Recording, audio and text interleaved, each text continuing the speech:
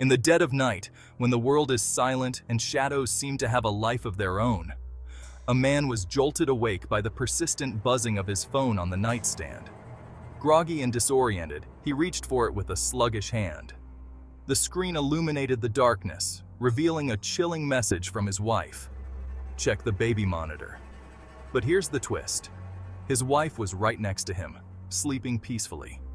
His heart started to pound, each beat louder than the last. Confusion quickly gave way to a creeping dread. He turned to look at his wife, her chest rising and falling with each breath, completely unaware. What was going on? With a shaking hand, he reached for the baby monitor on the nightstand. His fingertips brushed against the cold plastic before he firmly grasped it. He turned on the monitor, and as the screen flickered to life, his eyes were drawn to the image of his child's crib. There, standing over the crib, was a dark figure.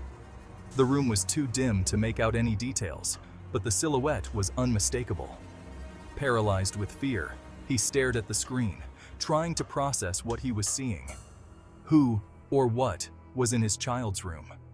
His mind raced. Should he wake his wife? Call the police? He took a deep breath, trying to steady his nerves. Slowly, he slid out of bed, careful not to make a sound. His eyes never left the monitor as he made his way to the door.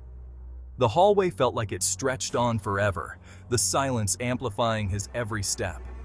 He reached the door to the nursery, his hand hovering over the doorknob.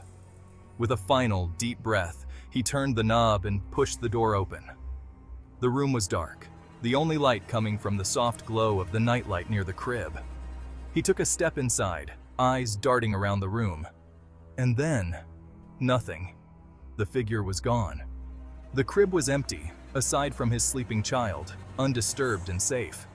He backed out of the room slowly, closing the door behind him.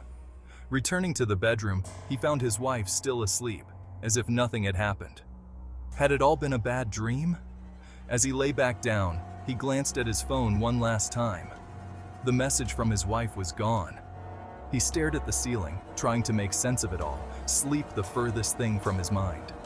Sometimes, the darkest mysteries aren't the ones we read about or see on screen. They're the ones that creep into our lives when we least expect them. And sometimes, the most unsettling question isn't what's out there in the dark, but what's lurking in the corners of our own minds. Sweet dreams, Das.